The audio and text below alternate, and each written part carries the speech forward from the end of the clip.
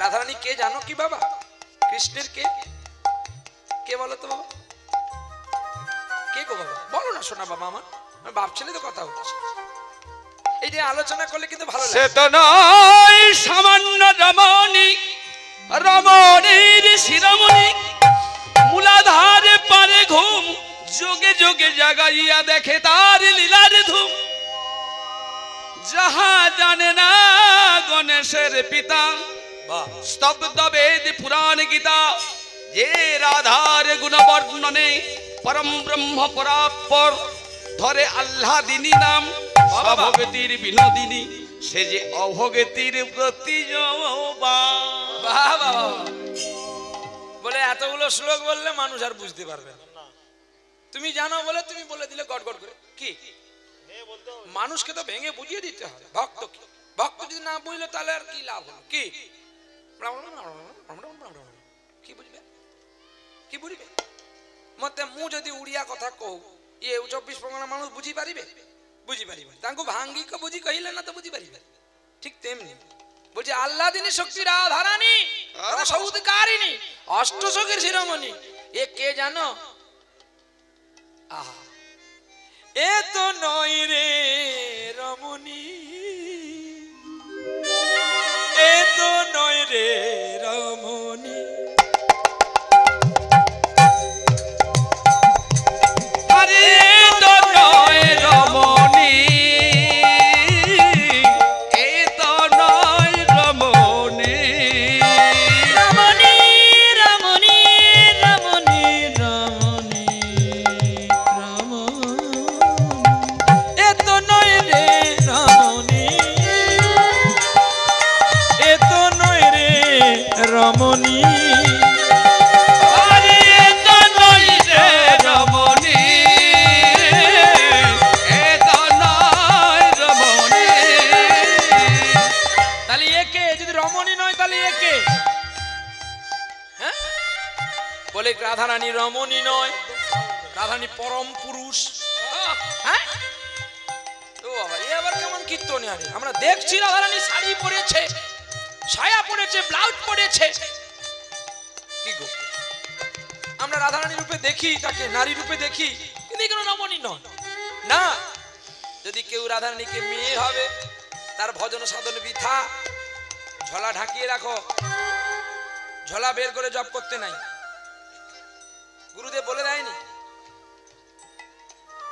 ঝোলা বের করে প্রেম করবি, ভগবান কখন তোর কাছে পালিয়ে যাবে বুঝতে পারবি না। আপনি ভজন কথা না কইও, যত তত আপনি আপনি হও সাবধান। আরে বাবা, আমরা কি ভজন করতে জানি না? আমাদের ভজন কেউ দেখতে পাবে না। বলে কেন? ওই লোক দেখিয়ে ভজন করা দরকার নেই। এখনকার দেখবেন যারা জপ করে এরকম করে নামের মালা নিয়েছে, ওই তোর ফুলকপি কত করে রে? ওই বাজার কমে গেছে 5 টাকা করে নে। এ নামের দিকে তার নাই মন, ফুলকপি নিয়ে করবে আলুর দম। হরি নামের দিকে তার নাহি মন, ফুলকপি নিয়ে কলে আলো রং। এখানে বলে ওই বেগুন কত করে রে? বেগুন কত? 40 টাকা। 10 টাকা করে দিবি, দে, নিম করি দিয়ে ভাজবো, গোপালকে দেবো। দেবি না, তোর বেগুন পচে যাবে। এখানে হরি নাম জপ চলছে, এখানে মুইয়ের নাম চলছে। তাহলে একটা মুইয়ে কটা করে? আর মনটা কি আছে ভগবানের তরে? এইরূপ যদি কোটি জন্ম করো, ভগবানের কৃপা তো পাওয়া দূরের কথা, ভগবান তোমাকে দেখবে না যে তুমি ঢোলার হাটে আছো না কোথায় আছো। কায়দা আছে গো। এই জন্য বলেছেন আপনি ভজন কথা না কইও, যথা তথা আপনি আপনি হও সাবধান। ফের কইও সাধু সাবধান, ফের কও সাধু সাবধান। আরে জুতো পরে বাজারে যদি নাম জপ করলে ভগবানকে পাওয়া যেত, তাহলে ধ্রুব আর বনে যেত না, ধ্রুব আর বনে যেত না।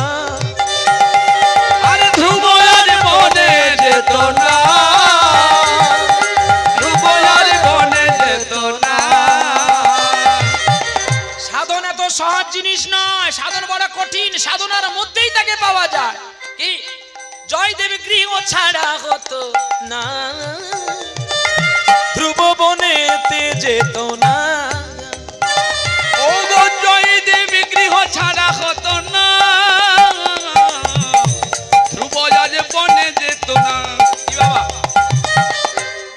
সাধারণ ভজনের জায়গা আলাদা আছে তো, খাওয়ার জায়গা যেমন আলাদা, ঘুমানোর যেমন জায়গা আলাদা, ল্যাটিনের জায়গা আলাদা নাকি? তাহলে আমরা যেখানে ল্যাটিন করবো সেখানেও নাম জপ করবো?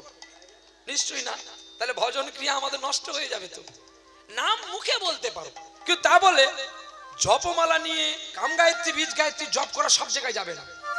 খুব সাবধান, এই কাল সাপ, ওখানে সুদর্ণার মাথা আছে, যাকে গোবিন্দ মানে সুদর্শনের দ্বারাই মাথা কেটে দিয়ে, তীরের দ্বারাই, অর্জুনের তীরের দ্বারা মাথা কেটে দিয়ে ওই মাথাটাকে দিয়েছিল নন্দীর কোলে, আর সেই মাথা নিয়ে গিয়েছিল নন্দী শিবের কোলে দিয়েছিল, শিব যত্ন করে কেটেছিল। সুদর্ণার মাথা আজও জাগ্রত। তাহলে তাকে তো আর যেখানে সেখানে জপ করা যাবে না। যাবে বাবা, ভজন ক্রিয়া অতি সাবধান। ভজন করতে গেলে যত্ন করে করতে হবে। যেমন একটা ছোট্ট কথা বুঝে না, আমি যদি কোনো মেয়ের সঙ্গে প্রেম করি, যদি পাড়ার লোক জানে, আমাকে পিটবে না আদর করবে? কি করবে? মারবে।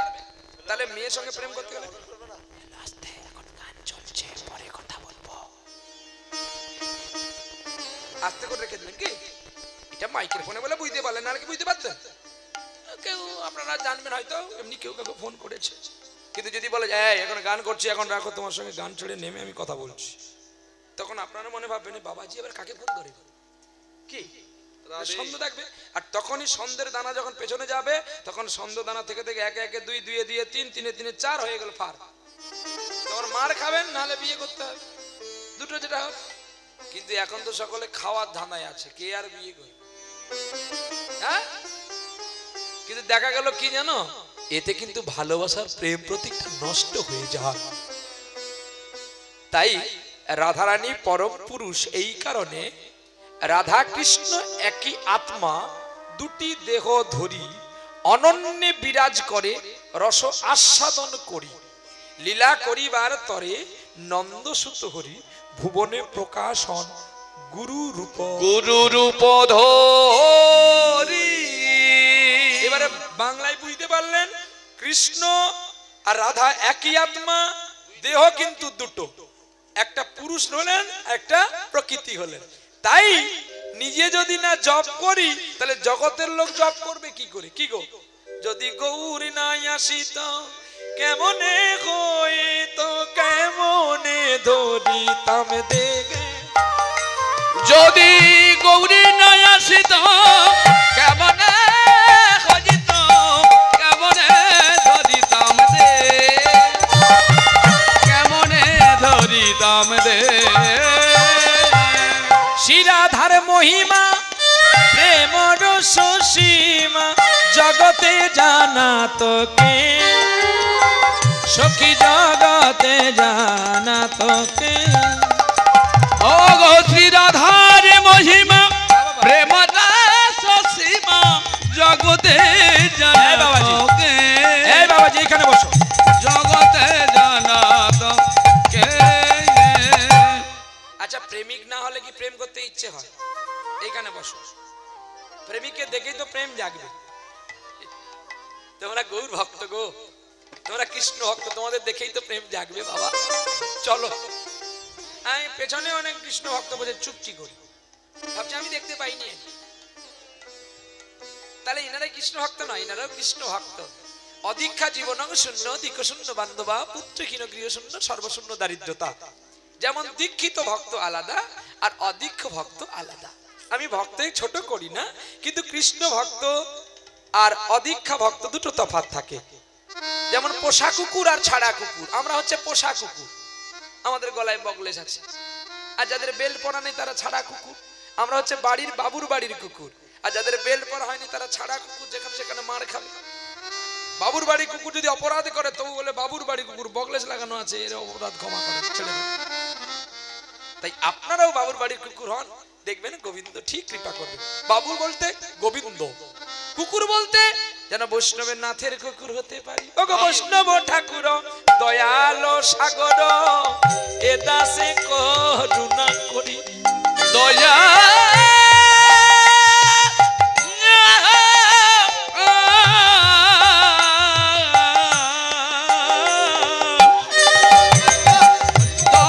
বৈষ্ণব ঠাকুর দয়ার সাগর, এ দাসে করুণা করি।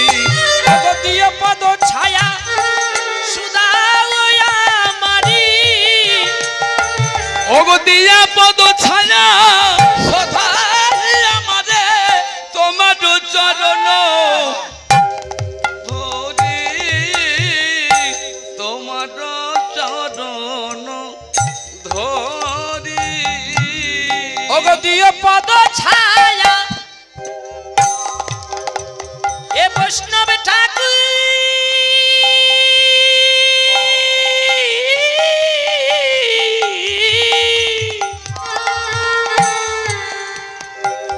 এ ঠাকুর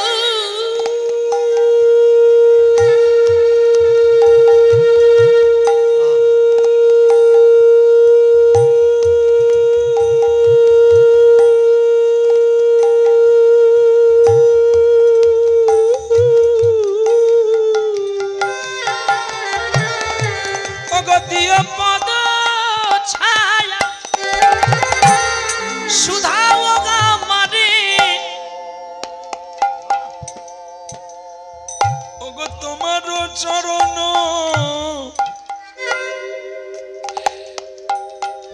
আহারে ধরি গো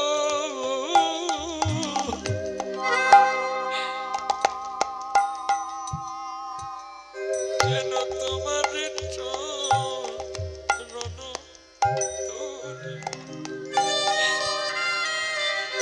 তোমার নাথের কুকুর আমি হতে পারি গো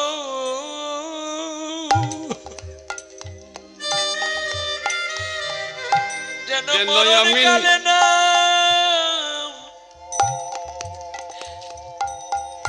নাম গাইতে পারি হরি বল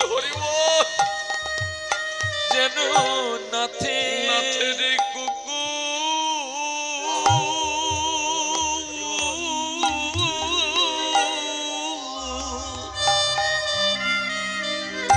আমি হতে পারি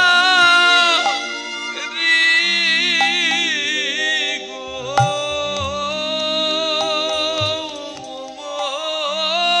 বৈষ্ণব প্রার্থনা বেশি করেছেন নরোত্তম ঠাকুর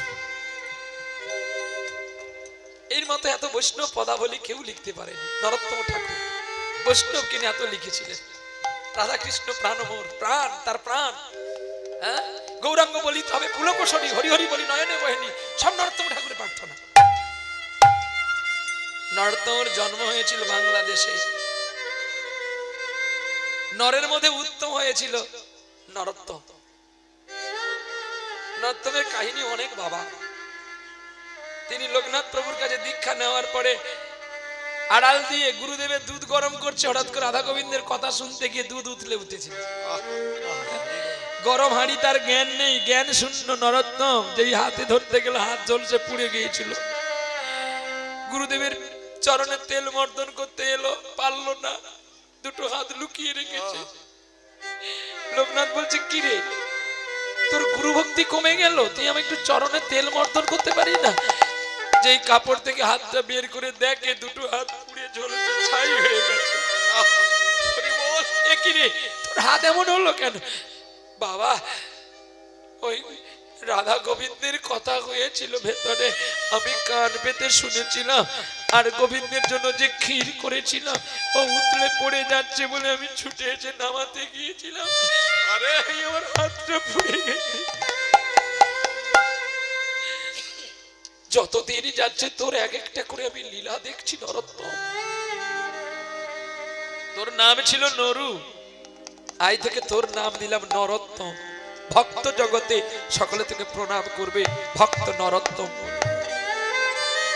ষড়গোস্বামীর কাছে ঠাঁই পেয়ে গেলেন নরোত্তম যাকে যার বাবা মা পরিত্যাগ করেছিল কালো বলে দেখো গুরু কৃপা হয় জানে তাহলে গুরু বৈষ্ণব ভাগবত এদেরকে যদি মনুষ্য জ্ঞান করেন তাহলে তো ফাঁকা বৈষ্ণব তিনি যে কোন গুরুর কাছে দীক্ষা নিতে পারেন তিনি বৈষ্ণব তাকে দেখলে আমার কর্তব্য ভক্তি শ্রদ্ধা করা তিনি কি করছে না করছে তিনি কোথায় যাচ্ছে না যাচ্ছে তার বিচার করার ক্ষমতা আমার নাই নাকি বাবা তার বিচার করবে কে আমার বাবা আপনার বাবা যে আমার বাবা সে, তাহলে আমিও তো বাবার ছেলে। আমার ভাই যদি অপরাধ করে, আমি বড় হয়ে বলে, বড় ভাই বলে কি বাপ থাকতে আমি ভাইয়ের গায়ে হাত তুলবো? বলুন, তাহলে বাবা আমাকে কি করবে? কিছু বলবে না, পরে মনে মনে অভিশাপ করবে। তাই আমরা যে কুলে দীক্ষা নিই না কেন, কেউ গৌরীয় মঠে নিয়েছেন, কেউ কানাই বলাইতে নিয়েছেন, কেউ ইস্কনে নিয়েছেন, কেউ বৃন্দাবনে নিয়েছেন, বাপ আমাদের একজন, কি মাও আমাদের একজন, আমরা তার পুত্র। আমাদের কর্তব্য, আমরা কি করে বাবার কাছে তাড়াতাড়ি যাব। চলো আজকে চলে যাই বাঁকুড়া জেলাতে। বাঁকুড়া জেলার অন্তর্গত শ্রীরামপুর গ্রাম। ওরে শ্রীরামপুর গ্রাম, বাঁকুড়া জেলার অন্তর্গত শ্রীরামপুর নাম, শ্রীরামপুর নাম। বাঁকুড়া জেলার অন্তর্গত শ্রীরামপুর গ্রাম। ওরে মন শ্রীরামপুর গ্রাম। বাঁকুড়া জেলার অন্তর্গত শ্রীরামপুর নাম, আর শ্রীরামপুর নাম। হীরের জেলে একজন ব্যক্তি, তার স্ত্রী দয়াময়ী নাম গো, দয়াময়ী নাম। বীরের দেশে হয় গো জন্ম, দয়াময়ী নাম গো, দয়াময়ী নাম। এই হাত ছাড়ি, দূর হয়ে যায় এখান থেকে। নেই পুত্রী কোথাকার, লাজ নেই লজ্জা নেই, তোদের মুখ তাকিয়ে শুভ কাজে গেলে অশুভ হয়ে যায়। আরে মা, তুমি ভেবো না যে তোমাদের বলছি বলে। কাকে বলছে? ধীরেঞ্জেলের স্ত্রী দয়াময়ীকে। পাড়ার লোকে বলছে তুই নিপুত্রী, তোর মুখ তাকিয়ে শুভ কাজে গেলে কাজ অশুভ হয়ে যায়, দূর হয়ে যায় এখান থেকে। চোখের জলে বুক ভাসালো রে, ভাসালো রে, চোখের জলে বুক ভাসালো। আরে চোখের জলে বুক ভাসালো রে, চোখের জলে বুক ভাসালো রে। চোখের জলে বুক ভাসিয়ে স্বামীকে বলে চলো পালিয়ে যাই, এখানে আর থাকবো না, বৃন্দাবনে যাব। দয়াময়ী, আমরা যে দেশে যাই না কেন নিপুত্রী কথাটা শুনতে হবে। তার চেয়ে চলো না আকুল ছোট যদি ভগবানকে একটু ডাকি, তিনি নিশ্চয়ই আমাদের কোনো উপায় করে দেবে। চলো। স্বামী স্ত্রী দুজনে তাল পাতার পর্ণ কুটির ডাকতে শুরু করলেন। আর কত কাল গিরিধারী লাল, তুমি আড়ালে আড়ালে রবে গো দয়াল, তুমি আড়ালে আড়ালে রবে। আরে কত কাল গিরিধারী লাল, কেন আড়ালে আড়ালে রবে গো, আড়ালে আড়ালে রবে। আর কত কাল গিরিধারী লাল, আড়ালে আড়ালে রবে গো, আড়ালে আড়ালে রবে। নয়নেরই জল ঝরে অবিরাত, কেন দর্শন দেবে বা কবে। আড়ালে আড়ালে রবে গো, আড়ালে আড়ালে রবে। আর কত কাল